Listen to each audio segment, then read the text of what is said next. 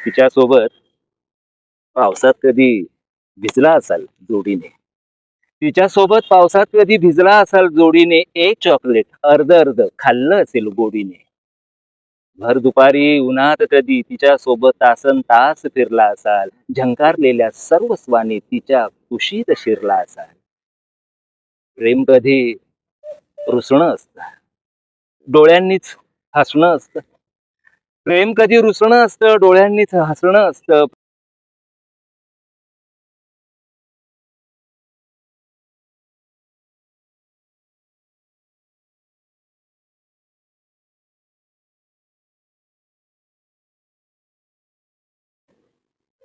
नमस्कार मित्रांनो, कसे आहात?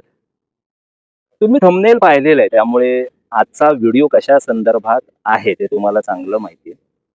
तर पाडगावकरांची प्रेम म्हणजे प्रेम असतं ही कविता. तर ही कविता मी आज तुमच्या समोर वाचणार आहे. होतंय काय मित्रांनो, सध्या आपण आजूबाजूला जे काही बघतोय, हिंसात्मक सगळं वातावरण चालू आहे, हिंस्र वातावरण. सगळ्या जगभरातले जे काही देश आहेत त्यांचे राष्ट्राध्यक्ष एकमेकाची मानगूट कशी पकडता येईल या संधीची वाट बघतायत.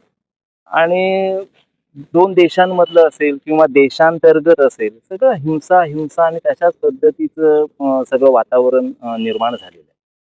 तर या वातावरणात थोडं प्रेमाबद्दल बोलावं असं मला वाटलं. आणि पाडगावकरांची ही कविता माझी आवडती कविता आहे.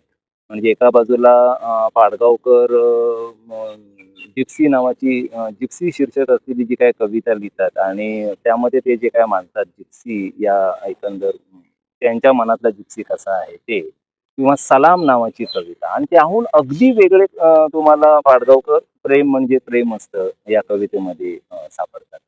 तर पाडगावकर यांचे फॅन जगभरात जिथे कुठे आहेत, ते जर त्यांचे फॅन आहेत तर त्यांनी ही कविता ऐकली नसेल किंवा वाचली नसेल असं होऊच शकत नाही. अशी पाडगावकरांची, ज्याला आपण सिग्नेचर पोएम म्हणू शकतो, अशी त्यांची ही सिग्नेचर पोएम आहे.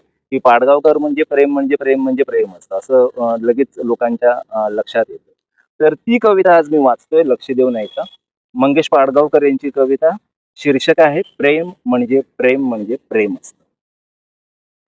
प्रेम असतं, तुमचं आणि आमचं अगदी सेम असतं. काय म्हणता? या ओळी चिल्लर वाटतात, काव्याच्या दृष्टीने थिल्लर वाटतात. असल्या तर असू दे, फसल्या तर फसू दे, तरी सुद्धा प्रेम म्हणजे प्रेम असतं, तुमचं आणि आमचं अगदी सेम असतं.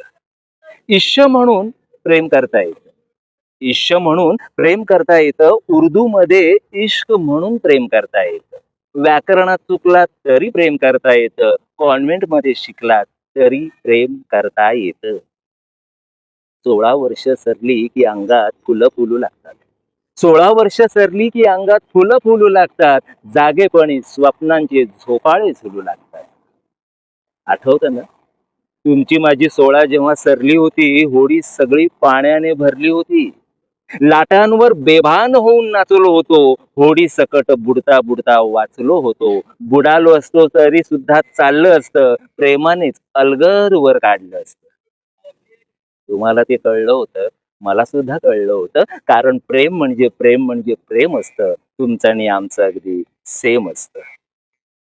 प्रेम बिम झूट असतं, प्रेम बिम झूट असतं म्हणणारी माणसं भेटतात.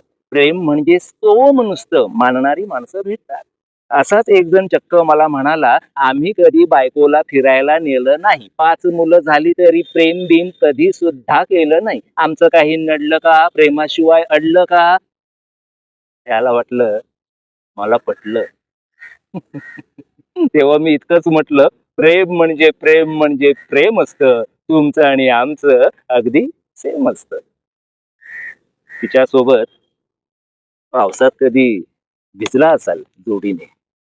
तिच्यासोबत पावसात कधी भिजला असाल जोडीने, एक चॉकलेट अर्ध अर्ध खाल्लं असेल गोडीने. भर दुपारी उन्हात कधी तिच्या सोबत तासन तास फिरला असाल, झंकारलेल्या सर्व स्वाने तिच्या कुशीत शिरला असाल.